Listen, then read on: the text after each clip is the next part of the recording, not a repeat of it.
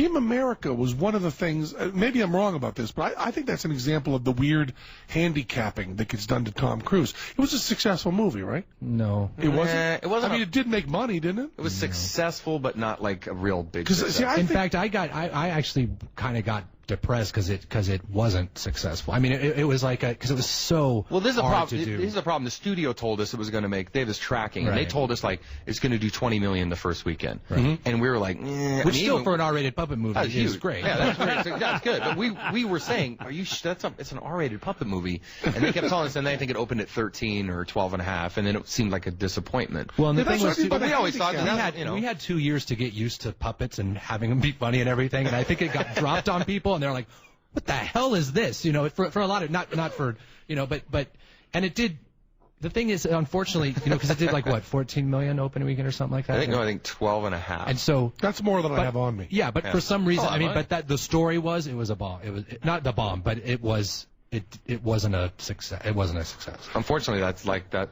Movies are defined by their opening weekend. But then, of course, cut to, 8 months later, by the time everyone had seen it on DVD, they're like, "Oh man, that was awesome!" You know, and I was like, "Really? I thought." Where were you opening weekend? Except for Penn and Teller, everyone told me it sucked. We gotta come. I'm always there as your cheerleader. No, you absolutely. We gotta come out with a movie that, like, somehow you make it sound like the Prince are gonna destruct after the opening week. You have to go see it opening weekend. Yeah. Because that's for some reason the only thing Hollywood really pays attention to is what. But everything's changing now. Absolutely. Movies are going away. And, because it just the opening weekend doesn't matter any. And I actually learned that from Team America, because opening weekend wasn't good, and so I thought, wow, I worked so hard on this thing, and it's just really not many people are going to see it. But come to find out, of course, everybody sees it. A lot of people see it, and the right people see it. It's $12.5 million, though. Yeah, didn't do so well. That comes down to, and it's not, but it's not even about personal money. It's like $12.5 million for a studio movie on an opening weekend is not good. Right, but that's the handicapping thing. If I told you when you were 15 years old that someone was going to pay $12.5 million to see something you thought of, you would never, ever believe it. And that's what you got to keep a hold of. I mean, when I go out to do our show at the Rio, no, we don't sell as many tickets as O or any of those places. Compared to them, we're doing okay. Right. Compared to the kid in Greenfield, Massachusetts, never possible. Right. I would get to this level. Well, and this is how it's changed so much, too, is because, when we started South Park and for the first few years, it was all about the ratings on Wednesday night. And now, the ratings on Wednesday night do not matter jack. I mean, because it's like iTunes, DVDs, it's like that's where everyone's seeing it, and it's just like... Wednesday night showing is almost a promotion for the show. Like, that's the first time. Commercial Here, now you've seen the show, now you can get it, anywhere pretty much. But if you want to talk about what job you have, and a person once said to me that you should always ask what the person's real job is, which is where they make their money. Right. So the Rolling Stones really are T-shirt salesmen. Right. Aren't you guys selling dolls? I don't think. If you look at your check at the end of the year, what do you make your money doing? DVDs. DVDs have been a huge so deal. Your DVD sales. Yeah, I mean, that's all of Hollywood. It's just DVDs came out of nowhere, like about 10 years ago, and changed the business. And now DVDs will slowly decline, and it'll be, online sales. Ordering. The idea of owning a show, because it used to be just, hey, did you see that, did you see that episode of All in the Family? It's like, no. Oh, well. All right, well, maybe you'll see it someday in just 1 year. But now people can get a show and own it, But that's going away, too.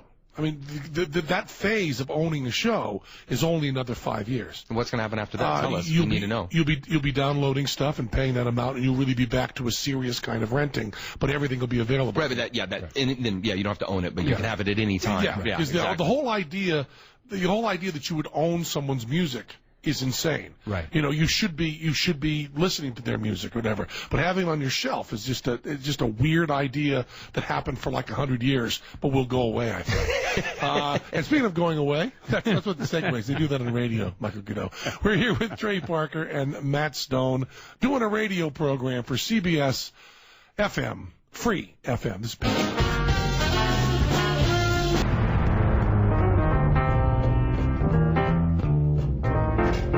This is Penn Jillette on Free FM CBS Radio, and that's Mike Jones, the Mike Jones Gigantic Orchestra playing the theme with me on bass. And we're talking to Trey Parker and Matt Stone about South Park and other stuff. Now, there's this thing. Howard Stern once said that he couldn't get to know anyone because then it made you feel really bad when you made fun of them.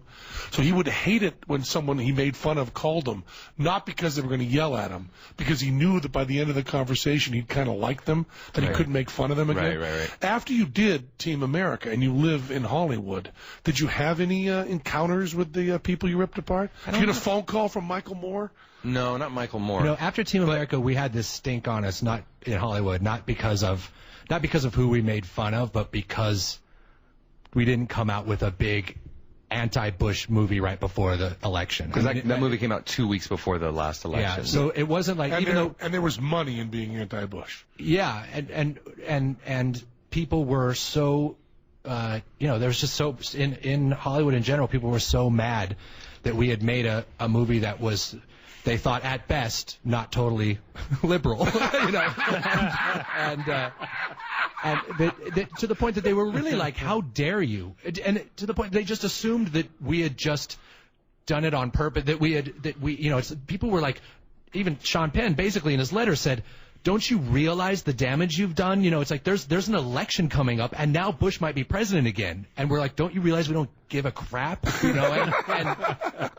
that was really the main thing. It wasn't just those actors we had made fun of. It was Hollywood in general. You weren't the right kind of anti-Bush. No, because a lot of people in the quote unquote heartland thought that Team America, at least from the promotional campaign, it was essentially an anti-American movie. I mean, I think that part of our box office was hurt by, I think early on in the press, and we saw it happen. Right. We got pegged as like making fun of terrorism, making fun of soldiers dying, American soldiers dying.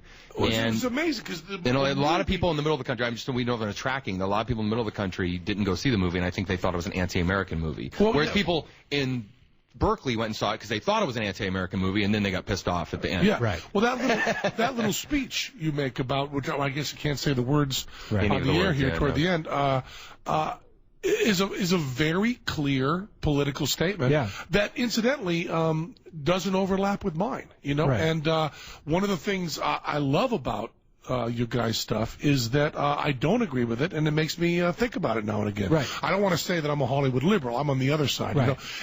But that's what's so funny is that we set out to make a movie that, we always, because of the way we do South Park and we do it weekly, we sit there and we talk about something, and then by the time it's on the air, we're kind of like, oh, that's what we think. For a lot, I mean, we're opinionated guys, but in a lot of these, we've in tackling every issue in the world, you get to a point where you're dealing with shows you haven't really thought through a whole lot yet. You know what I mean? And when Team America had come out, we really wanted to make a movie about the experience of being American post 9/11. That's really what we were trying. The emotions of the emotions of it, and not to come out and say, here's what we should do and here's what we think. It was to say, here's this side, here's that side, and have.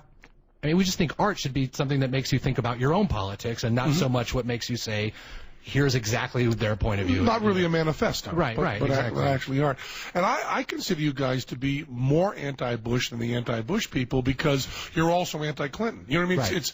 It's what drives me crazy about the liberals is they have this feeling that they don't want there to be less power over us. They just want their guy to have the power. Right. And I think the really freedom position is I think the president should have a lot less power no matter who he is. I think he should have so little power that it doesn't matter who he or she is, as opposed to having so much power that it doesn't matter who he or she is. That you have to be on one side or the other. Yeah. Because and so much power that it's like a presidential election has to start 2 years in advance.